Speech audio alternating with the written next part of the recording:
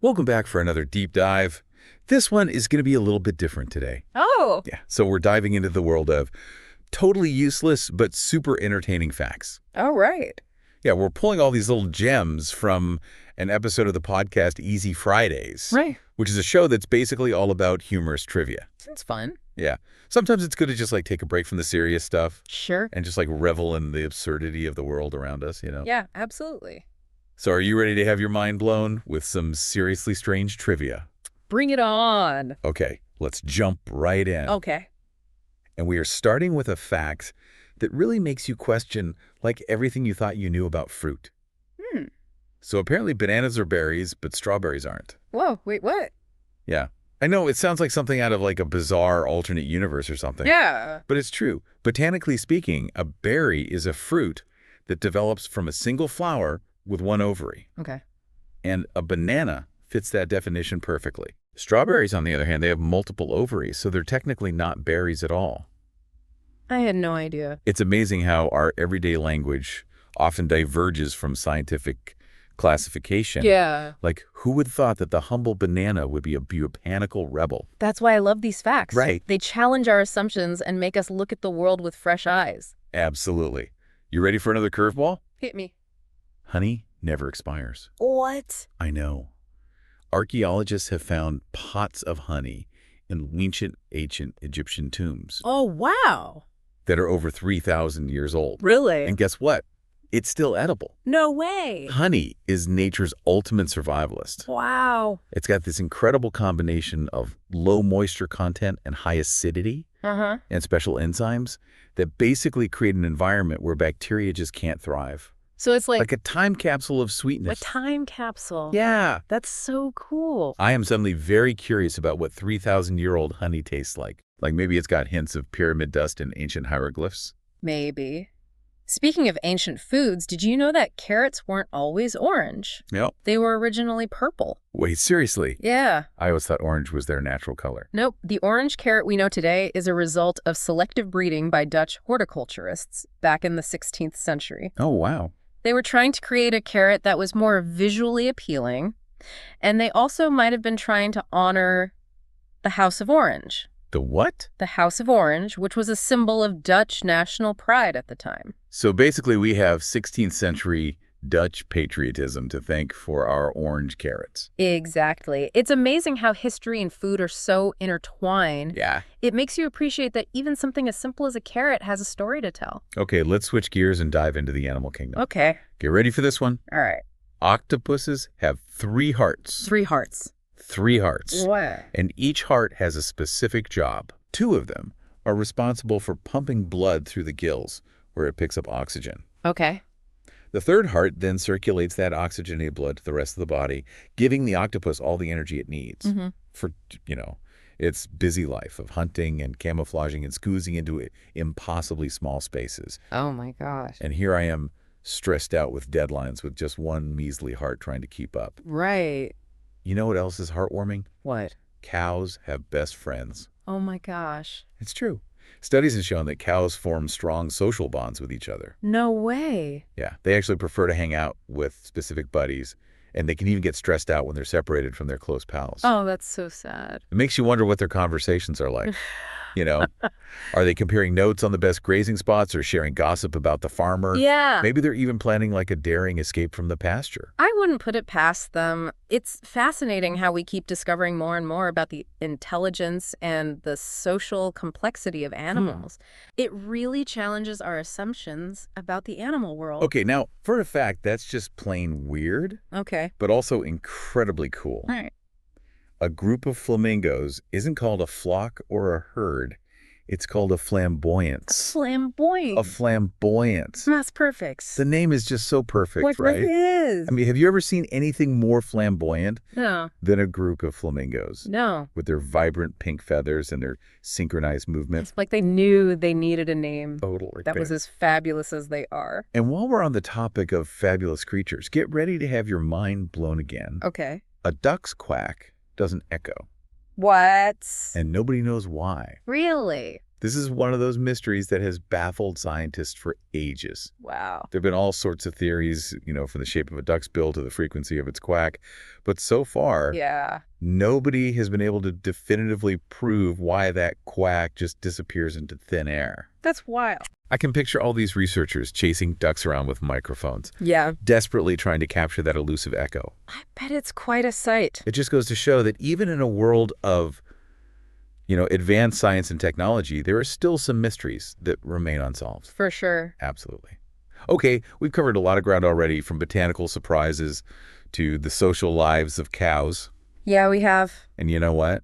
I think it's time for a challenge. Ooh, a challenge. You ready for this? Hit me. Try humming while holding your nose closed. You know what's going to happen, right? Yeah. It's anatomically impossible. Go ahead and try it, though. Okay. Well, we'll let you ponder that challenge for a moment while we move on to our next batch of useless but fascinating facts. Okay, sounds good. All right. All right. All right, so how'd the humming challenge go? Yeah, I bet our listener is sitting there with a slightly red face and a newfound appreciation for the complexities of the human respiratory system. Exactly. It's funny how these seemingly silly challenges can actually teach us something about ourselves. Okay, ready to dive back into the world of weird and wonderful facts? Absolutely. All right, let's talk wombats. Okay.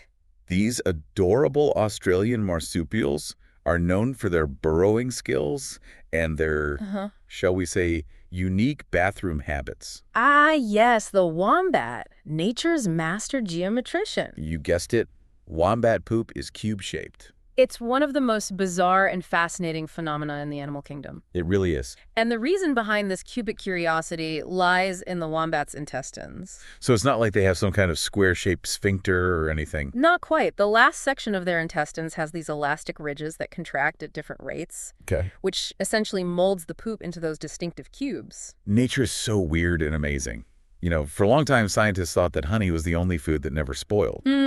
But it turns out they were wrong. Oh, really?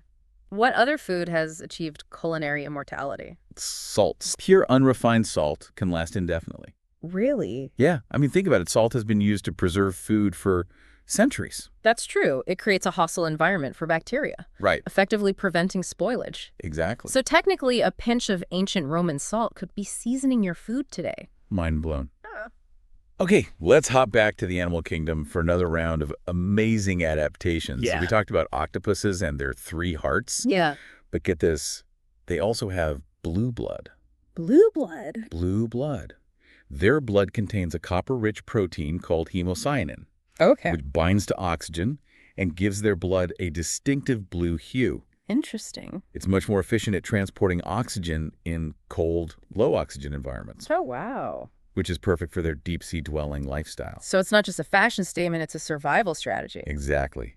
Makes you wonder what other secrets the ocean depths are hiding. The ocean is full of mysteries, and it seems like we're only just scratching the surface. Speaking of mysteries, let's revisit that banana-strawberry conundrum. Oh, yeah. Remember how we were saying that bananas are berries? Yeah. But strawberries aren't? Yeah, that one really threw me for a loop. Well, there's another layer to this fruity enigma. Okay. Did you know that pineapples are actually a cluster of berries that have fused together?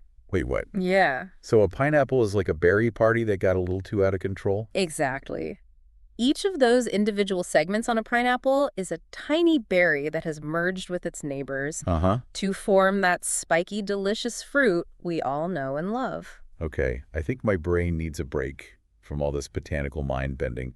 Let's talk about something a bit more down to earth. Okay. Like literally down to earth. What do you have in mind? Well, speaking of things that grow underground, did you know that peanuts aren't actually nuts? What? They're legumes. No way. Yeah. They belong to the same family as beans and peas. I did not know that. They grow underground in pods, and those pods are what we eat. That's crazy. It's crazy how many misconceptions we have about food. It just goes to show that there's always something new to learn, even about the things we think we know best. Absolutely. You know what else is a little mind-boggling? Scotland's national animal is a unicorn. Talk about embracing the magical. While other countries are boasting lions and eagles, Scotland went with a mythical creature Right?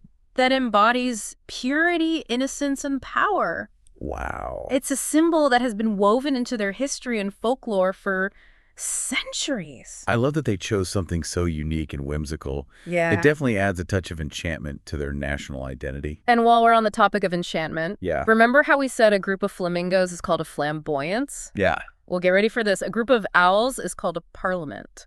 Oh, wow. Isn't that fitting? Imagine a group of wise old owls perched in a tree debating the great mysteries of the night. Yeah, It's like something out of a fairy tale. it really is. Okay, I have one last fact for this round. And this one is for all those animal lovers out there. Okay. Did you know that squirrels can't burp or vomit? Now that's interesting. I never thought about it before. But it makes sense when you consider their diet. Yeah, their digestive systems are specifically designed to handle all those nuts and seeds. Right. Burping and vomiting would actually be harmful to them because it could lead to dehydration. It's another example of how even the seemingly mundane aspects of animal physiology can reveal fascinating adaptations. Totally. Okay, so we've explored the digestive quirks of wombats. Mm-hmm. We've uncovered the secrets of ancient honey. Right. And we've even delved into the world of blue-blooded octopuses. It's been quite a journey. But we're not done yet.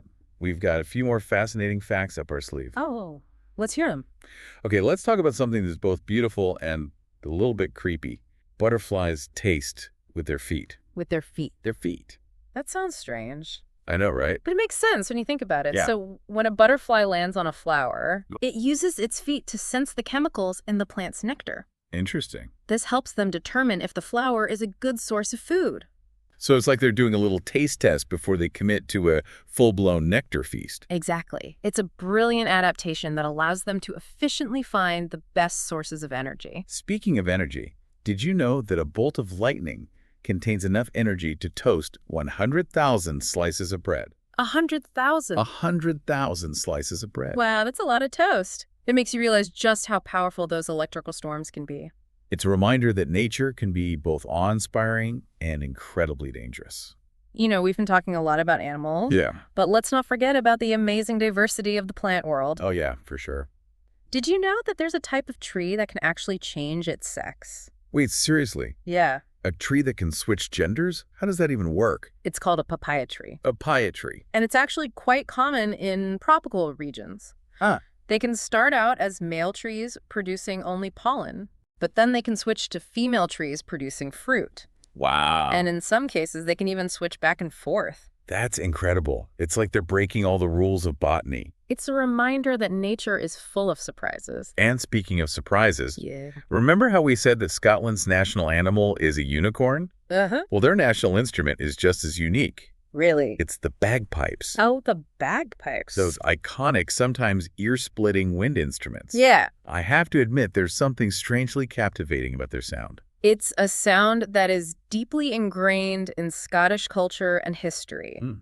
The bagpipes have been used for centuries in everything from military ceremonies to folk music festivals. Wow. It's amazing how music can connect us to our heritage and evoke such strong emotions. For sure. Okay, ready for one final fact? There you go. This one is for all the geography buffs out there. Okay. Did you know that Russia is so big Uh-huh. that it spans 11 different time zones? 11. 11 time zones. Wow. Imagine traveling across the country and having to constantly adjust your watch. Yeah. It would be like living in a perpetual state of jet lag. I can't even wrap my head around that. I guess that's what happens when you're the largest country in the world. Makes sense.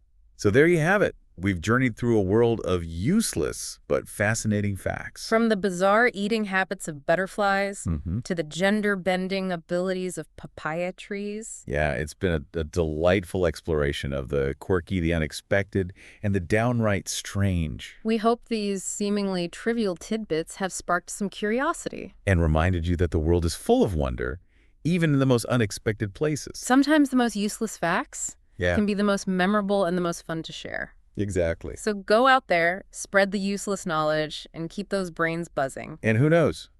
Maybe you'll stumble upon your own fascinating fact that you could share with the world. That's right. Thanks for joining us on this deep dive into the wonderfully weird world of useless facts. Thanks for having me.